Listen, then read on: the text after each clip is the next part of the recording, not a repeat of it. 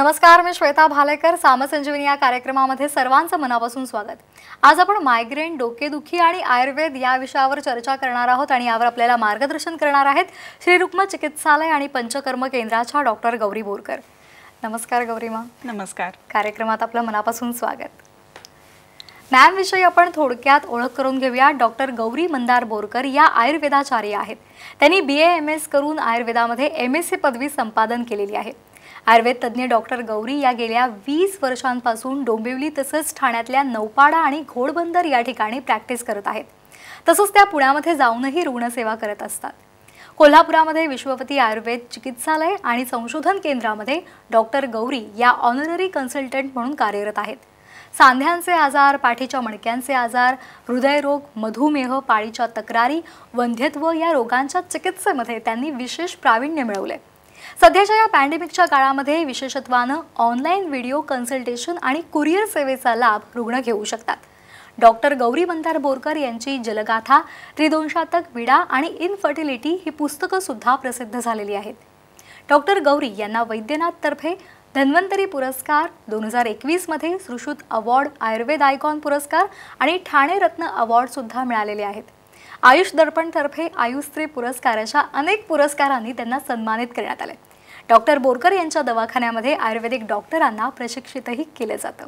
चला तर मागच्या चर्चेला सुरुवात करूया. आजचा विषय आहे मायग्रेन, डोकेदुखी आणि आयुर्वेद. मॅम, आपण पाहतोय की हल्ली एक गोष्ट तर कॉमन झाली की सतत माझं डोकं दुखते. आता हे डोकं दुखण्यामागचे अनेक कारणं आहेत, पण साधारण या डोकेदुखीला इतकं महत्त्व का प्राप्त झालंय त्याविषयी सांगाल? नक्कीच. कसं आहे ना की आजपर्यंत एकही माणूस असा नसेल की ज्याचं डोकं दुखलं नसेल. खरंय. ओके. सो प्रत्येकाचं कधी ना कधीतरी आयुष्यामध्ये कोणत्या तरी लाईफस्टाईलच्या कारणांमुळे किंवा काहीतरी विशिष्ट गोष्टींमुळे डोकं दुखलेलं असतं. आणि मग ते अगदी साधंसं नुसता हेडेक आहे, मला थोडंसं डोकं दुखतंय असं सांगण्याबद्दल. आणि दुसरी गोष्ट म्हणजे आज मला काही करवत नाहीये, मी अगदी पूर्ण झोपतोय तरी मला झोपही लागत नाही, इथेपर्यंत म्हणजे त्याची सिव्हिरिटी सुद्धा खूप जास्त वाढत असते. बरोबर. आणि म्हणूनच डोकेदुखीला एवढं महत्त्व आहे.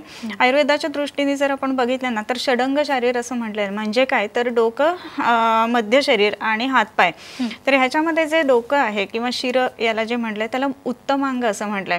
जे सगळ्या ज्या काही आपल्या शरीरामधल्या क्रिया किंवा आपले उत्साह किंवा आपलं कामाची ताकद हे सगळं आपल्या शिरामध्ये एकवटलेलं असतं. आणि म्हणून ह्या गोष्टीला आजकाल खूप महत्त्व आहे. दुसरी अजून एक गोष्ट महत्त्वाची मला या ठिकाणी सांगावीशी वाटते की आयुर्वेदामध्ये चिकित्सा करत असताना त्रिमर्मीय नावाचा एक कॉन्सेप्ट सांगितलेला आहे जो चरकाचार्यांनी सांगितलेला आहे. तर त्याच्यामध्ये विशेष करून शिरोहृदय बस्त्यादी असं म्हटले. ही 3 महत्त्वाची मर्म आहेत. शरीरामध्ये वेगवेगळी मर्मस्थान आयुर्वेदानुसार वर्णन केलेले आहेत. त्यातलं शिर हे एक एकदम महत्त्वाचं मर्म आहे. शिराच्या ठिकाणी 37 मर्म अवस्थित असतात. आणि मग मर्म म्हणजे काय तर त्या ठिकाणी आघात झाल्यानंतर, काही कारण घडल्यानंतर, इव्हन शरीरामध्ये किंवा काही विशिष्ट आजार उत्पन्न होतात त्या गोष्टींमुळे, तर ह्याला मर्म असं म्हटलं तर इव्हन डेथ सुद्धा त्याच्यामुळे होऊ शकते.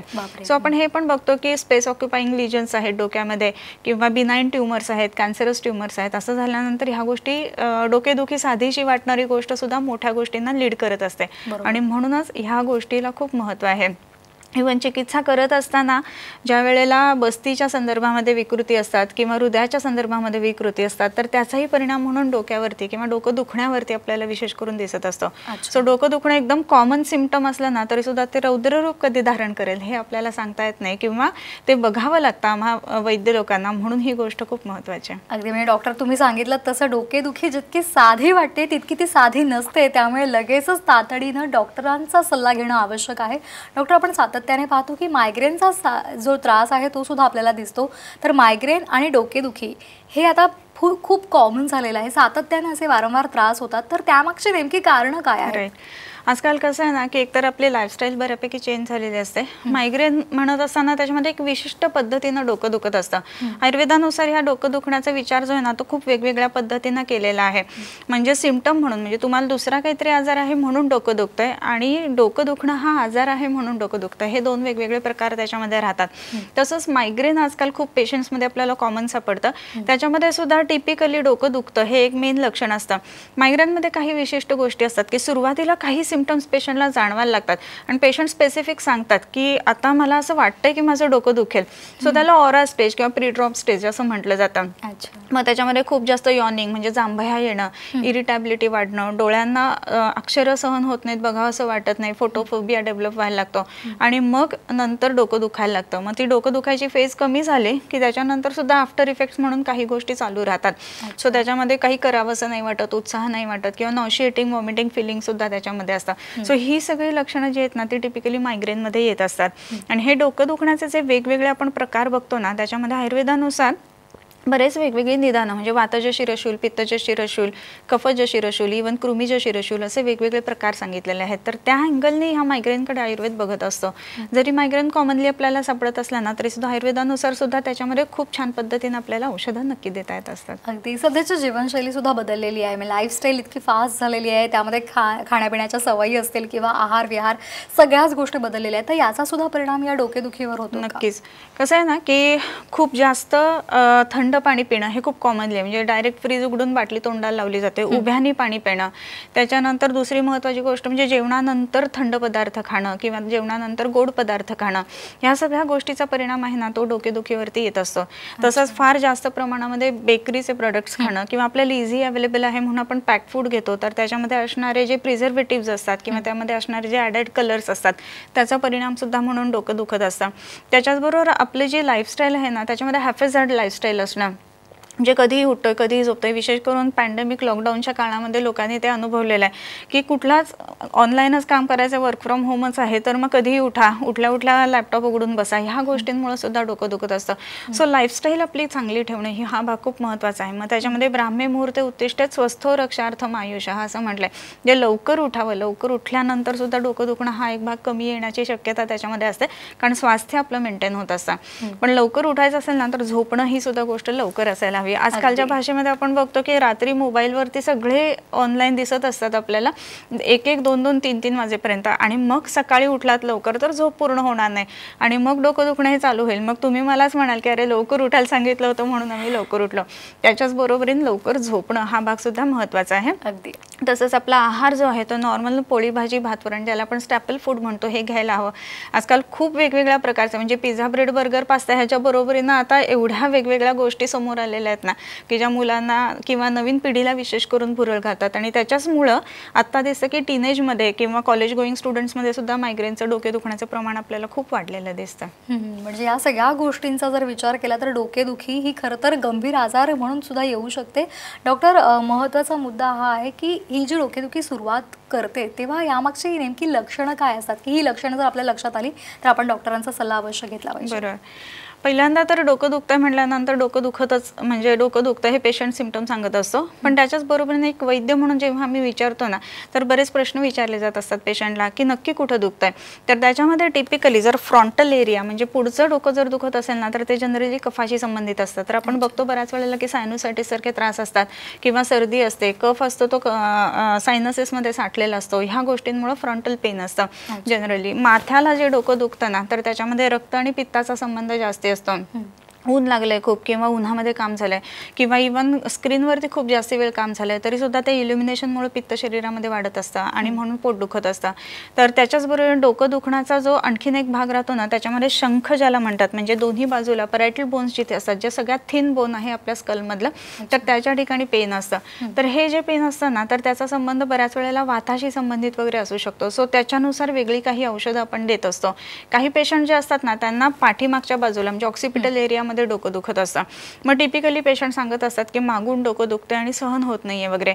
मग त्याची कारणं जी असतात ना त्याच्यामध्ये बऱ्याच वेळेला स्पॉन्डिलोसिसचा पण संबंध असतो किंवा मज्जेचा म्हणजे हे मज्जा धातू जो आयुर्वेदानुसार सांगितलेला त्याच्याशी संबंध असतो. त्याच्यानंतर हे जे लोक असतात जनरली त्यांचं काम हेक्टिक असतं किंवा डिसिजन मेकिंग काम असतं किंवा त्यांना आकड्यांशी खूप म्हणजे CA सारखे जे लोक असतात की ज्यांना रोजच्या रोज काही बॅलन्स शीट अनेक चेक करायचे असतात तर ह्या सगळ्या स्ट्रेसचा जो परिणाम असतो ना तो म्हणून पाठीमागचं डोकं दुखणं असं सिम्पटम्स असतात.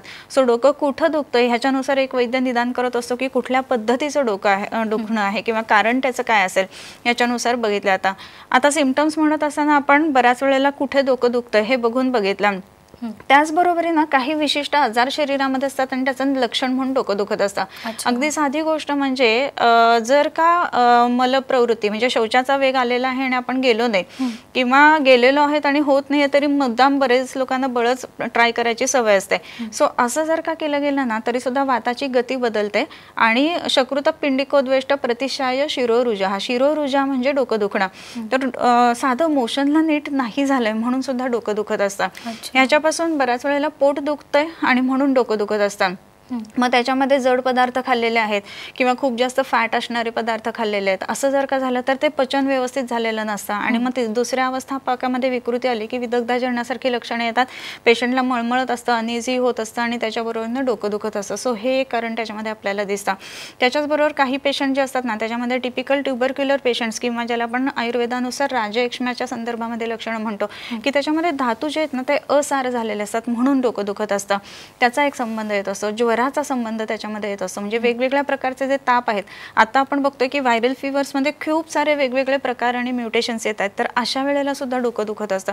सो हे निदान कुठलं आहे ना त्याच्यानुसार मग त्याच्यानुसार चिकित्सा आपली बदलत असते. अगदी म्हणजे डोकेदुखी कुठल्या प्रकारची आहे हे आपल्याला वैद्याचा सल्ला घेतल्याशिवाय कळणार नाही आणि त्यासाठी जर तुम्ही डॉक्टरांचा योग्य सल्ला घेतला तर तुमची ही वारंवार उद्भवणारी डोकेदुखी असेल किंवा अचानक उद्भवणारी डोकेदुखी असेल ती निश्चितच दूर होईल. त्यासाठी सध्या स्क्रीनवर श्री रुक्मा चिकित्सालय आणि पंचकर्म केंद्राचा पत्ता दिसतोय, तसंच संपर्क क्रमांक सुद्धा दिसत आहेत, ते आवर्जून लिहून घ्या आणि डॉक्टर गौरी मंदार बोरकर यांचा अवश्य सल्ला घ्या. कार्यक्रमामध्ये वेळ झाली छोट्याशा विश्रांतीची. पाहत रहा सामसंजीवनी.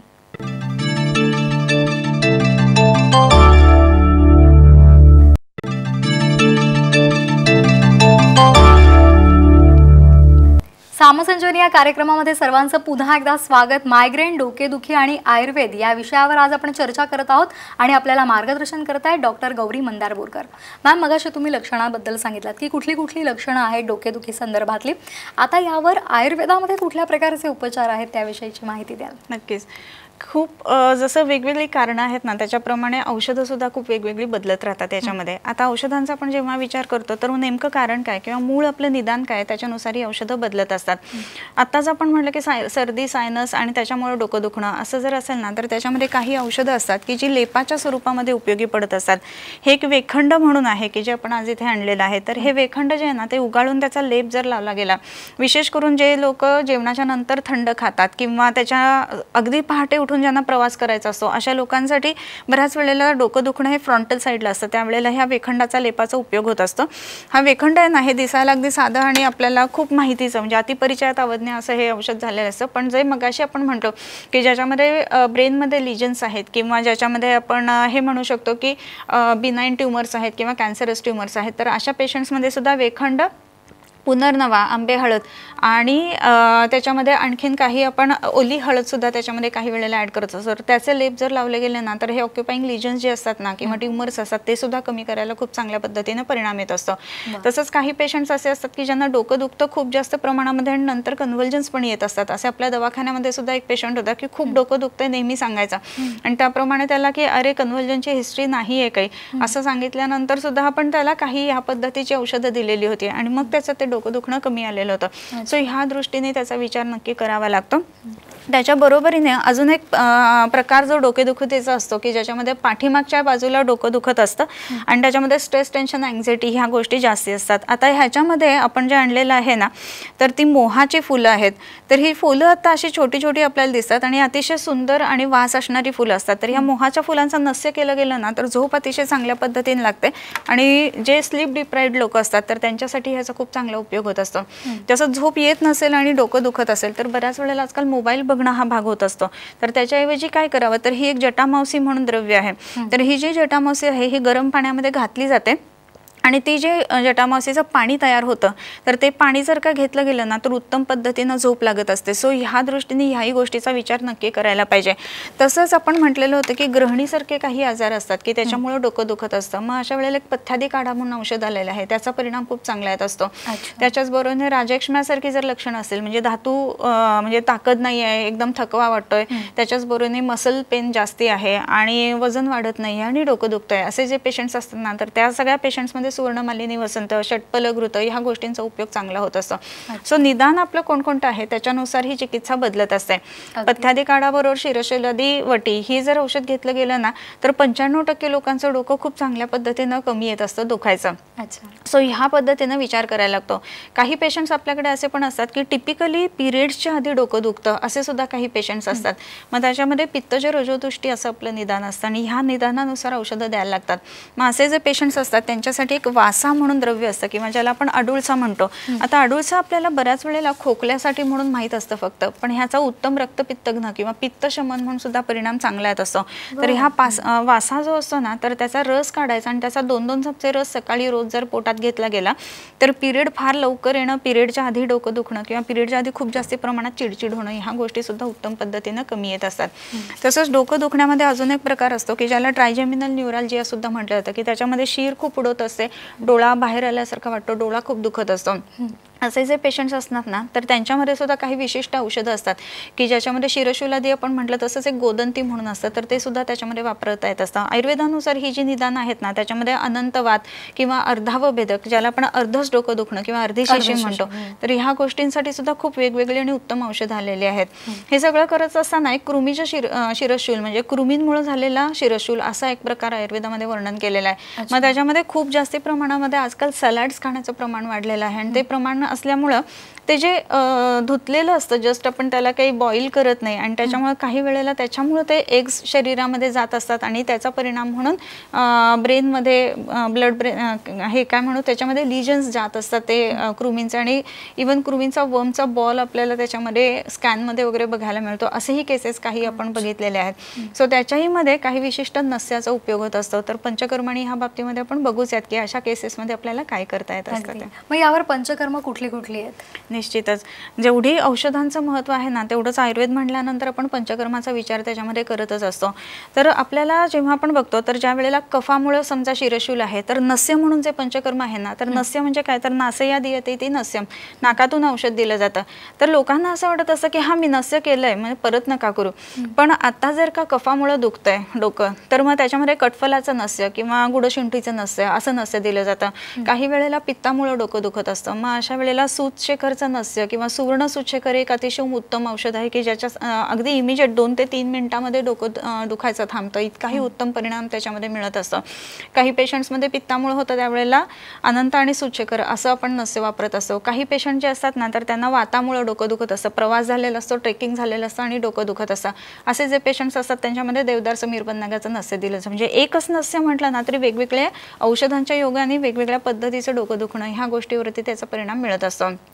त्याच्याच बरोबरीनं काही शोधन पंचकर्म असतात की ज्याला आजकालच्या भाषेत डिटॉक्स म्हटलं जातं. तर वमन जी प्रोसिजर असते त्याच्यामध्ये ऊर्ध्व भाग म्हणजे बेंबीच्या वरचा जो भाग आहे तिथे कुठल्याही पद्धतीचं म्हणजे ॲसिडिटी आहे किंवा स्टमक पेन आहे किंवा स्टमकमध्ये अल्सर्स आहेत असे जे केसेस असतात ना त्यांच्यामध्ये शरीरातल्या ऊर्ध्व भागातल्या दोषांचं म्हणजे डिटॉक्सिफिकेशन करण्यासाठी म्हणून वमन दिलं जातं. वमनाने सुद्धा उत्तम पद्धतीचं डोकं दुखतं ज्यांना नेहमी ॲसिडिटी किंवा आम्लपित्तासारखी लक्षणं असतात अशा पेशंट्समध्ये. काही पेशंट्समध्ये विरेचन दिलं जातं. विरेचन म्हणजे लूज मोशन्स करून शरीरातलं पित्त बाहेर काढणं. तर असं जे विरेचन आहे तर त्याच्यामध्ये गृहिणीचे पेशंट म्हणजे ज्याच्यामध्ये नेहमी पोट बिघडतं किंवा आजकाल आपण IBS म्हणतो असे पेशंट्स त्यांच्यामध्ये परिणाम चांगला दिसत असतो. त्याच्याच बरोबरीने जो स्ट्रेस अँझायटी हा जो खूप मोठा फॅक्टर आज आपण बघतो तर त्याच्यामध्ये काही विशिष्ट नस्यांचा म्हणजे बकुळाच्या फुलांचा नस्याचा खूप चांगला परिणाम दिसतो. हे बकुळाचं ट्विग आहे आणि त्याच्याच बरोबरीनं आपण ही बकुळाची फुलं सुद्धा तिथे आणलेली आहेत. ही जी फुलं आहेत ना ती अतिशय सुंदर छोटीशी असतात पण त्याचा परिणाम फार चांगला मिळत असतो. तर या बकुळीचं नस्य केलं गेलं ना फुलांचं तर त्याचाही परिणाम म्हणून काय मिळतो आपल्याला तर डोकं दुखणं स्ट्रेसमुळे जे असतं ना ते उत्तम पद्धतीनं कमी येत असतं. त्याच्याच बरोबरीनं पित्तज शिरशूल आहे किंवा ज्याला आपण म्हणतो की पेशंट्सना जिथे हेवी ब्लिडिंग होतंय किंवा पिरियडच्या आधी होतंय तर त्यामध्ये ह्या दुर्वांचं नस्य दिलं जातं. अशा वेगवेगळ्या पंचकर्माचा उपयोग होत असतो. शिरोधारा सगळ्यांना माहीत असते की डोकं दुखतंय स्ट्रेस आहे तर शिरोधारा केली पाहिजे.